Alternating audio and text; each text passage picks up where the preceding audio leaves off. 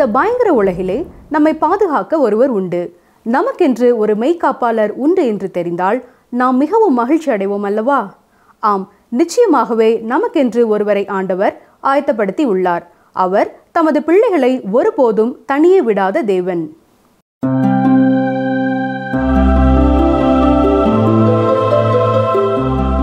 எங்களுக்கு மிகவும் பிரியமான வேதாராய்ச்சி நேயர்களே, கருத்தோடு ஒவ்வொரு நாளும் கர்த்தருடைய வார்த்தைகளை கேட்டு உங்கள் வேதத்தை நீங்கள் வாசித்து தியானித்து கர்த்தருக்குள்ளே நீங்கள் வளருவதை குறித்து மகிழ்ச்சி அடைகிறோம். நீங்கள் பெற்றுக்கொண்ட ஆசீர்வாதங்களை பகிர்ந்து கொள்கிறீர்கள். உங்களுக்கும் நாங்கள் நன்றி கூறுகிறோம். இந்த ஊழியங்களுக்காக ஜெபிக்கிற மற்றும் ஊழியங்களை உண்மையாய் தாங்குகிற ஒவ்வொரு அன்பர்களுக்காகவும் கர்த்தருக்கு ஸ்தோத்திரம் செலுத்துகிறோம். அவருடைய வருகைக்கு முன் அனைவரும் கர்த்தருடைய சத்தியங்களை அறிந்து கொள்ளவும், அவருடைய வருகைக்காக ஆயத்தப்பட்டவர்களாய் வாழவும், தங்களுக்கு அருகில் உள்ளவர்களை ஆயத்தப்படுத்துகிறவர்களாய் வாழவும் வாஞ்சிக்கிறோம். இன்றும் நாம் கற்றுக்கொள்ள போகிற கர்த்தருடைய வசனங்கள் நமக்கு ஆசீர்வாதமும் அவருடைய வருகைக்கு நம்மை ஆயத்தப்படுத்தும் ஒரு கருவியாகவும் இருக்க நாம் ஜெபிப்போமா? ஜெபம் செய்வோம். எங்களை அதிகமாக நேசிக்கிறங்கள் அன்பின் ஆண்டவரே, எந்த ஊடகத்தில் இப்பொழுது இந்த நிகழ்ச்சியை கேட்டுக்கொண்டிருந்தாலும் கர்த்தர் உம்முடைய பிள்ளைகளுக்கு அருகிலே இருப்பதற்காக உமக்கு ஸ்தோத்திரம் செலுத்துகிறோம். உண்மையாய் உம்மை நோக்கி கூப்பிடுகிற ஒவ்வொருவருக்கும் நீர் சமீபமாய் இருக்கிறீர். என்னோடு இணைந்து ஜெபித்து கொண்டிருக்கிற சகோதரனையும் சகோதரியையும் அருமையான ஐயாவையும் அம்மாவையும் உம்முடைய கரத்தினாலே, உம்முடைய வல்லமையினாலே, உம்முடைய பலத்தினாலே நீர் ஆசீர்வதிக்க வேண்டும் என்று நாங்கள் ஜெபிக்கிறோம். அவர்கள் எந்த காரியத்தை குறித்து அதிகமாக சிந்தித்து கொண்டு இருக்கிறார்களோ அதை குறித்து உம்முடைய சித்தத்தை அவர்கள் அறிந்து கொள்ளவும் புரிந்து கொள்ளவும் நீர் அவர்களுக்கு துணை செய்யும். யாராவது இந்த நேரத்தில் துக்கத்தோடு கவலையோடு மனபாரத்தோடு இருப்பார்கள் என்றால் கர்த்தாவே, அவர்கள் பாரங்களை நீக்கி அவர்கள் சுமைகளை நீர் சுமந்து விட்டீர் என்பதை அவர்கள் உணர்ந்து கொள்ள உதவி செய்யும். மற்றொரு சொல்ல முடியாத வேதனையோடு யாராவது இந்த நிகழ்ச்சியை கவனித்து கொண்டிருப்பார்கள் என்றால் கர்த்தர் அவர்களுக்கு ஆறுதலும் சகாயருமாய் இருந்து அவர்களை ஆற்றி தேற்றி உம்முடைய வார்த்தைகளினாலே அவரை உற்சாகப்படுத்த வேண்டும் என்று சொல்லி நாங்கள் ஜெபிக்கிறோம். என்றைக்கும் நாங்கள் கற்றுக்கொள்ளப் போகிற வேத வசனங்கள் எங்கள் வாழ்க்கையிலே தங்கி இருக்கவும், எப்பொழுதும் எங்களை உம்முடைய வருகைக்கு ஆயத்தமுள்ளவர்களாக காத்துக்கொள்ளவும் நீரே கிருபை செய்யும். இயேசு கிறிஸ்துவின் நாமத்தினாலே மனத்தாழ்மையோடு வேண்டிக் கொள்கிறோம் பிதாவே, ஆமேன். பிரியமானவர்களே, கடந்த நிகழ்ச்சியிலே நாம் தானியேல் 11ஆம் அதிகாரத்தை சிந்தித்து முடித்தோம். 11ஆம் அதிகாரத்தின் முதல் பகுதியில் அந்தியோகஸ் எபிபானஸை குறித்தும் அவனுக்கு முன் வரப்போகிற பல ராஜாக்களின் செயல்களை குறித்தும் சிந்தித்தோம். 36ஆம் வசனத்திலிருந்து அந்தி கிறிஸ்துவை குறித்தும் முடிவு காலத்தில் அவன் செய்ய போகும் காரியங்களை குறித்தும் விவரமாக சிந்தித்தோம். கடைசியாக தானியேல் 11ஆம் அதிகாரம் 45ஆம் வசனத்தில் இவ்விதமாக படித்தோம். கவனியங்கள் வாசிக்கிறேன். சமுத்திரங்களுக்கு இடையிலுள்ள சிங்காரமான பரிசுத்த பர்வத தண்டையிலே தன் அரமனையாகிய கூடாரங்களை போடுவான். ஆனாலும் அவனுக்கு ஒத்தாசை பண்ணுவார் இல்லாமல் அவன் முடிவடைவான். மத்தியதரை கடலுக்கும் எருசலேமிற்கும் இடையிலே அவன் தனது ராஜாங்கத்தை நிறுவ முயற்சி செய்வான். ஆனால் அவன் ஒத்தாசை பண்ணுவார் இல்லாமல் முடிவடைவான் என்றும் நாம் சிந்தித்தோம். தொடர்ந்து தானியேல் 12ஆம் அதிகாரத்தையும் பார்ப்போம். 10ஆம் அதிகாரத்தில் ஆரம்பமான இந்த தரிசனம் 12ஆம் அதிகாரத்தில் நிறைவடைகிறது. இந்த 3 அதிகாரங்களிலேயும் காணப்படுகிற தரிசனம் ஒரே தரிசனம்தான். இந்த பகுதியிலே சொல்லப்பட்டிருக்கிற ஒவ்வொரு சிறு சிறு விவரங்களும் மிகச் சரியாக அந்தந்த இடங்களிலே பொருந்துகிறதா இருக்கிறது. அநேகருடைய பிரச்சனை என்னவென்றால், தீர்க்க தரிசனத்தை அங்கும் இங்குமாக படித்து அதற்கு வித்தியாசமான பொருளை சிலர் பேசுகிறார்கள். நாம் நினைவிலே கொள்ள வேண்டிய மிக முக்கியமான ஒரு சத்தியம், இந்த 3 அதிகாரங்களிலும் காணப்படுகிற தரிசனம் ஒரே தரிசனம். நன்றாக கவனிங்கள். தானியேல் 10ஆம் அதிகாரம் 14ஆம் வசனம், இப்போதும் கடைசி நாட்களில் உன் ஜனங்களுக்கு சம்பவிப்பதை உனக்கு தெரிய பண்ணும்படிக்கு வந்தேன். இந்த தரிசனம் நிறைவேற இன்னும் நாள் செல்லும் என்றான். ஏற்கனவே நாம் பார்த்தது போல இந்த வசனம் 3 சத்தியங்களை மிக தெளிவாக நமக்கு சொல்லுகிறது. முதலாவதாக, உன் ஜனங்கள் என்பது இஸ்ரவேல் மக்களை குறிக்கிறது. திருச்சபை உலகத்திலிருந்து எடுக்கப்பட்ட பின்னர் யூத ஜனங்களுக்கு செய்யப்படும் காரியங்கள் இங்கே சொல்லப்பட்டிருக்கிறது. இரண்டாவதாக, அந்த வசனத்திலே அது நடைபெறப்போகும் காலம் கடைசி நாட்களில் என்பதும் குறிப்பிடப்பட்டிருக்கிறது. பழைய ஏற்பாட்டின் கடைசி காலம் புதிய ஏற்பாட்டிலே ஆண்டவராகிய இயேசு கிறிஸ்துவுக்குரிய மகா உபத்திரவ காலமாகிய முடிவு காலத்தோடு ஒப்பிடப்படுகிறது. அது தானியேலுடைய 70 வார தீர்க்க தரிசனத்தின் 70வது வாரத்தையும் குறிக்கிறதா இருக்கிறது. மூன்றாவதாக, தானியேல் 10ஆம் அதிகாரம் 14ஆம் வசனத்திலே நாம் பார்க்கிற காரியம், இந்த தரிசனம் நிறைவேற இன்னும் நாள் செல்லும் என்றான். இவையெல்லாம் நிறைவேறி முடிப்பதற்கு மிக அதிகமான நாட்கள் இருக்கிறது என்பது நாம் அறிந்து கொள்ள வேண்டிய ஒரு சத்தியம். தானியேல் தரிசனத்தை கண்டு எவ்வளவோ காலங்கள் ஆகிவிட்டன. சுமார் 2500 ஆண்டுகள் ஆகிவிட்டன. வர இருக்கிற அந்த கடைசி காலத்திற்கு எவ்வளவு தூரத்தில் இப்பொழுது நாம் இருக்கிறோமோ எனக்கு தெரியாது. ஆனால் திருச்சபையானது எடுத்துக்கொள்ளப்படும் என்பதுதான் தேவனுடைய திட்டத்திலே அடுத்து நடைபெற இருக்கும் காரியம். இதற்காக எந்த தேதியும் நமக்கு சொல்லப்படவில்லை. அதற்கான எந்த அடையாளமும் நமக்கு தெரியாது. விசுவாசிகள் எடுத்துக்கொள்ளப்படும் நாளை குறித்து தேதி குறிப்பிடுவார்கள் என்றால் வேதத்திலே கூறாத ஒரு காரியத்தை குறித்து அவர்கள் கூற முயற்சி எடுக்கிறார்கள் என்பதை மட்டும் நாம் புரிந்து கொள்ள வேண்டும். தானியேல் 12ஆம் அதிகாரம் 1ஆம் வசனத்தை பாருங்கள். உன் ஜனத்தின் புத்திரருக்காக நிற்கிற பெரிய அதிபதியாகிய மிகாவேல் அக்காலத்திலே எழும்புவான். யாதொரு ஜாதியாரும் தோன்றினது முதல் அக்காலம் மட்டும் உண்டாயிராத ஆபத்து காலம் வரும். அக்காலத்திலே புஸ்தகத்தில் எழுதியிருக்கிறவர்களாக காணப்படுகிற உன் ஜனங்கள் அனைவரும் விடுவிக்கப்படுவார்கள். இந்த அதிகாரத்தின் இந்த காலகட்டத்தை மகா உபத்திரவ காலம் என்று ஆண்டவராய் இயேசு கிறிஸ்துவின் அதிகாரத்திலே கூறுகிறோம். ஏனென்றால் தானியேல் பயன்படுத்திய இதே வார்த்தைகளை பயன்படுத்தித்தான் அந்த குறிப்பிட்ட காலத்தை குறித்து இயேசு கிறிஸ்துவும் மகா உபத்திரவ காலம் என்று குறிப்பிட்டிருக்கிறார். அது குறைந்த காலகட்டம் என்பதையும் கூறியிருக்கிறார். அது ஒரு பாடு நிறைந்த காலம் என்பதையும் கூறியிருக்கிறார். அதை போலத்த ஒரு காலம் அதற்கு முந்தியும் இருந்ததில்லை, பிந்தியும் இருக்கப் போவதில்லை என்று கூறியிருக்கிறார். இதுதான் ஆண்டவராய் இயேசு கிறிஸ்து கூறிய மகா உபத்திரவ காலம். அவர் எதை குறித்து பேசிக்கொண்டிருக்கிறார் என்பதை அவர் அறிந்திருக்கிறார். எனவே அவர் கூறியிருப்பதை நாம் பூரணமாக ஏற்றுக்கொள்ள முடியும். இதை குறித்து நீங்கள் விவரமாக படிக்க வேண்டுமென்றால் மத்தேயு 24ஆம் அதிகாரம் 15 முதல் 26ஆம் வசனம் வரை வாசித்து பாருங்கள். தானியேல் 12ஆம் அதிகாரம் 1ஆம் வசனத்திலே அக்காலத்திலே என்ற ஒரு வார்த்தையை பார்க்கிறோம். இது முடிவு காலத்தை குறித்த குறிப்பு. தானியேல் 11ஆம் அதிகாரம் 35ஆம் வசனத்திலே மற்றும் தானியேல் 12ஆம் அதிகாரம் 4ஆம் வசனத்திலே இந்த காலத்தை முடிவு காலம் என்று குறிப்பிட்டிருக்கிறார். இப்பொழுது நாம் தானியேலின் தரிசனத்தின் கடைசி பகுதிக்கு வந்திருக்கிறோம். மகா உபத்திரவ காலத்தை குறித்த குறிப்போடு இது முடிவடைகிறது. தானியேல் 12ஆம் அதிகாரம் 1ஆம் வசனத்திலே மிகாவேல் தூதனை குறித்து வாசிக்கிறோம். மிகாவேலுக்கு மட்டுமே பெரிய அதிபதியாகிய மிகாவேல் என்று கூறப்பட்டிருக்கிறது. யூதா 9ஆவது வசனத்திலேயும் இதை நாம் பார்க்கலாம். இவனது பெயருக்கான பொருள் தேவனை போன்றவர் யார்? இவனே சாத்தானை விரட்டி அடிக்கப் போகிறான். வெளிப்படுத்தின விசேஷம் 12ஆம் அதிகாரம் 7 முதல் 9ஆம் வசனம் வரை கவனியுங்கள். வானத்திலே யுத்தம் உண்டாயிற்று. மிகாவேலும் அவனை சேர்ந்த தூதர்களும் வலு சர்ப்பத்தோடே யுத்தம் பண்ணினார்கள். வலு சர்ப்பமும் அதை சேர்ந்த தூதரும் யுத்தம் பண்ணியும் ஜெயங்கொள்ளவில்லை. வானத்தில் அவர்கள் இருந்த இடமும் காணப்படாமற் போயிற்று.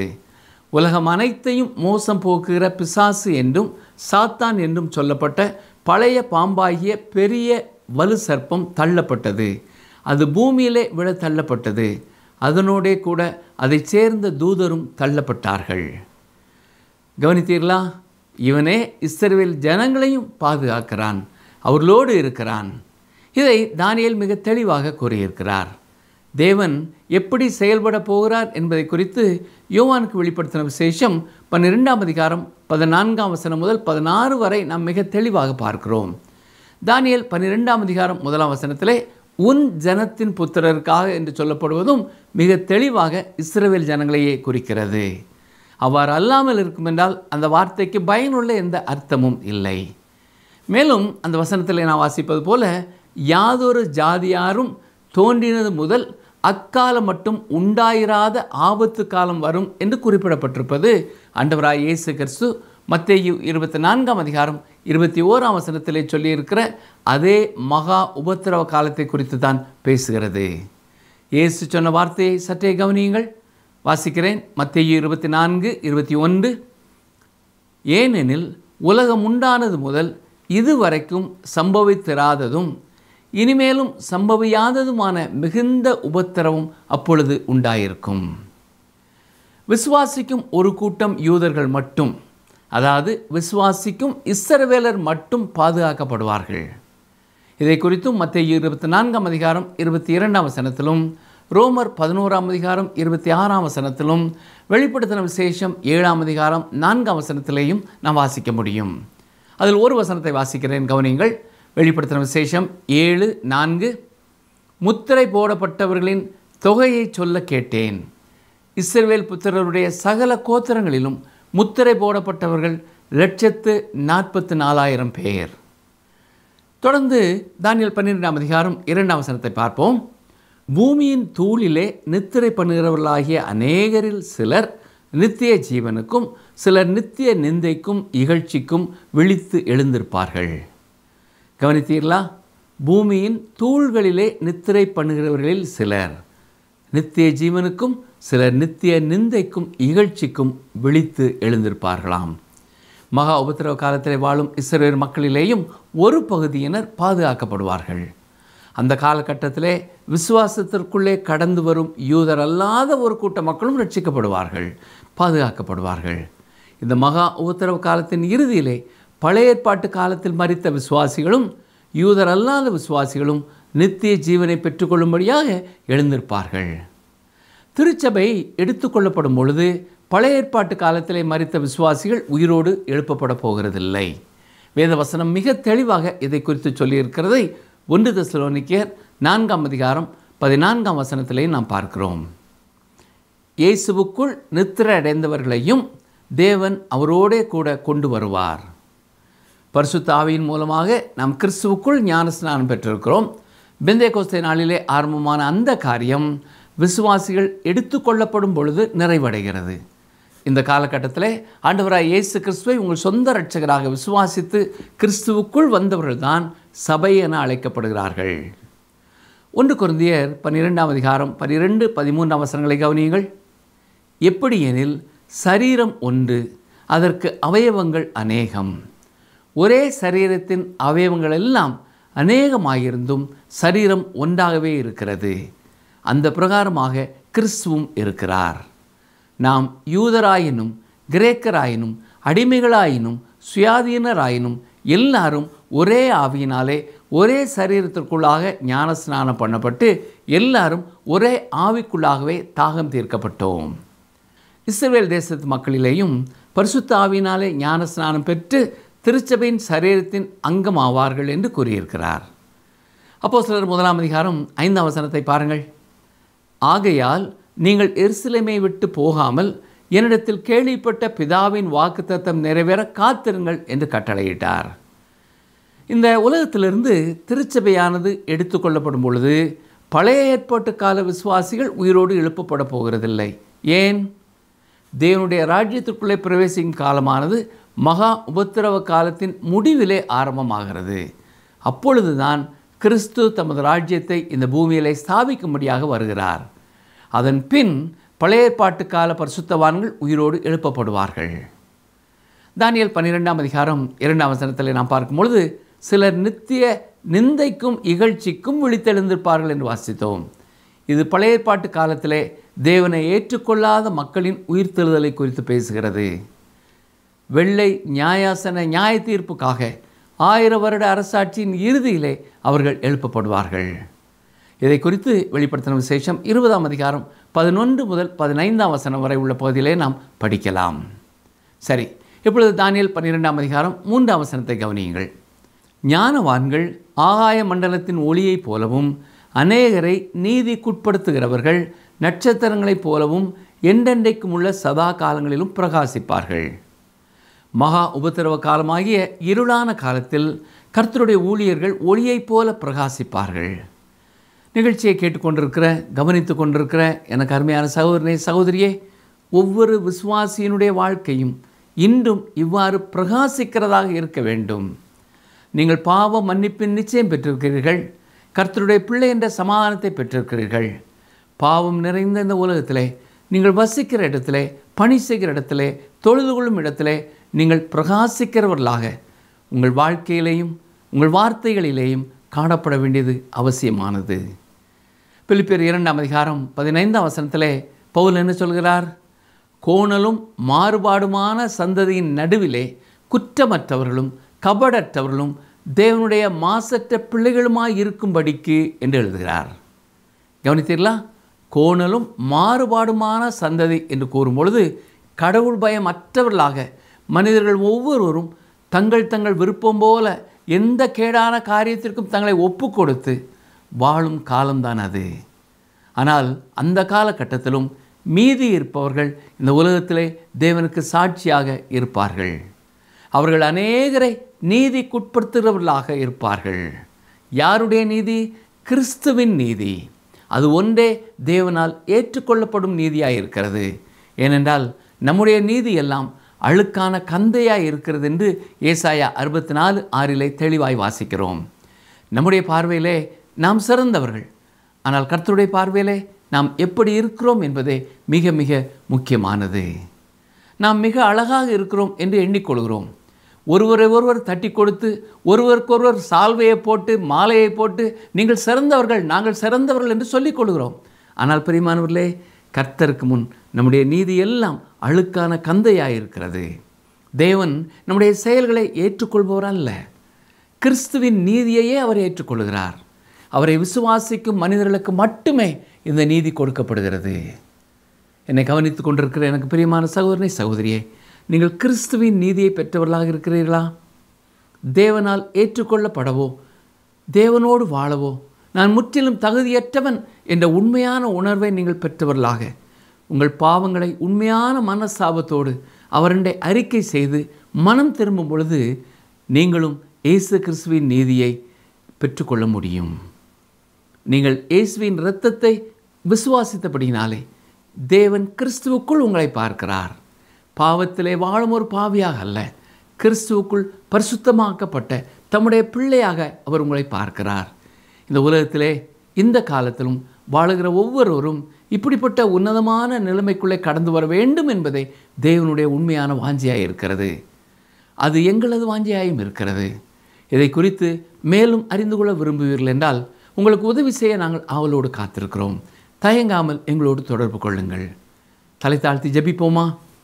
எங்களை அதிகமாக நேசிக்கிற எங்கள் அன்பின் கர்த்தாவே, இன்று நாங்கள் கேட்ட உம்முடைய வசனங்களுக்காக உமக்கு ஸ்தோத்திரம் செலுத்துகிறோம்.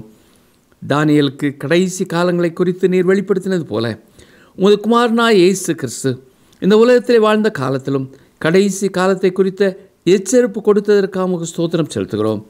எங்கள் வாழ்நாள் எப்பொழுது முடிகிறது என்பது எங்களுக்கு தெரியாது. ஆனால் எப்பொழுது உம்முடைய வருகை இருக்கும் என்றாலும் நாங்கள் ஒவ்வொருவரும் மகிழ்ச்சியோடு உம்மை சந்திக்க நாங்கள் எப்பொழுதும் ஆயத்தமுள்ளவர்களாக இருக்க எங்களுக்கு கிருபை செய்யும் ஐயா. இதை கேட்டுக்கொண்டிருக்கிற யாராவது பிசாசின் தந்திரங்களினாலே ஏமாற்றப்பட்டு கொண்டிருப்பார்கள் என்றால் அவர்கள் சத்தியத்தை சரியாய் புரிந்து கொள்ள உதவி செய்யும்.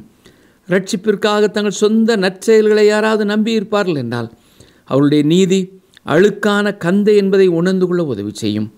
நாங்கள் யாரும் எங்கள் தனிப்பட்ட வாழ்க்கையை குறித்து பெருமை உள்ளவர்களாக வாழாமல் உம்முடைய சமூகத்தில் எங்களை தாழ்த்தி அனுதினமும் உம்முடைய பரிசுத்த ஆவியானவரின் பலனை பெற்று எங்கள் வார்த்தையிலும் வாழ்க்கையிலும் உமக்கு சாட்சியாய் வாழ நீரே எங்களுக்கு உதவி செய்யும். நீர் எங்கள் ஜெபங்களை கேட்டதற்காக உமக்கு ஸ்தோத்திரம் செலுத்துகிறோம். நீர் எங்களுக்கு பதில் தருவதற்காக உமக்கு நன்றி செலுத்துகிறோம். இயேசு கிறிஸ்துவின் நாமத்தினாலே மனத்தாழ்மையோடு வேண்டிக் கொள்கிறோம் பிதாவே, ஆமென். அருமையானவர்களே, இன்னும் இந்த வேத ஆராய்ச்சி நிகழ்ச்சியிலே நீங்கள் புதிதாய் கற்றுக்கொண்ட சத்தியங்களை குறிப்பெடுத்து வைத்திருப்பீர்கள் என்று நம்புகிறோம். அதை மற்றவர்களுடன் மற்ற விசுவாசிகளோடு நீங்கள் பகிர்ந்து கொள்ளுங்கள். கர்த்தருடைய வருகைக்காக நீங்கள் ஒவ்வொருவரும் ஆயத்தமாயிருக்க கர்த்தர் தாமே உங்களுக்கும் உங்கள் குடும்பத்தின் அங்கத்தினர்களுக்கும் கிருபை செய்வாராக. ஆமென்.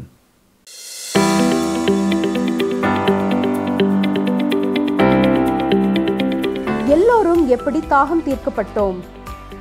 எல்லோரும் எப்படி தாகம் தீர்க்கப்பட்டோம்? ஆப்ஷன் ஏ, கண்மலையாகிய கிறிஸ்துவின் மூலம். ஆப்ஷன் பி, பரிசுத்த ஆவியானவர் மூலம். ஆப்ஷன் சி, ஒரே ஆவிக்குள்ளாக.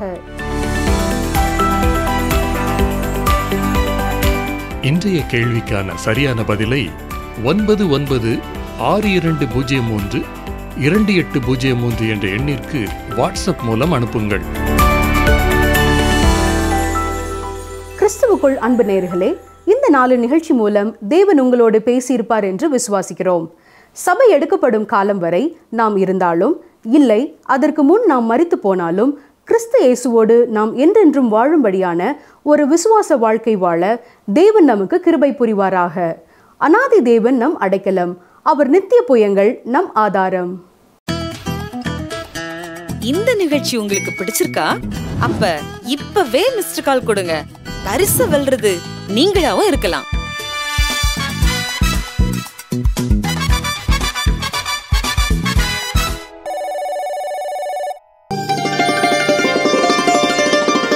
என் தாசனாகிய யாக்கோபே, நீ பயப்படாதே. இஸ்ரவேலே, நீ கலங்காதே. இதோ நான் உன்னை தூரத்திலும் உன் சந்ததியை அவர்கள் சிறையிருப்பின் தேசத்திலும் இருந்து விடுவித்து ரட்சிப்பேன். எரேமியா 46:27.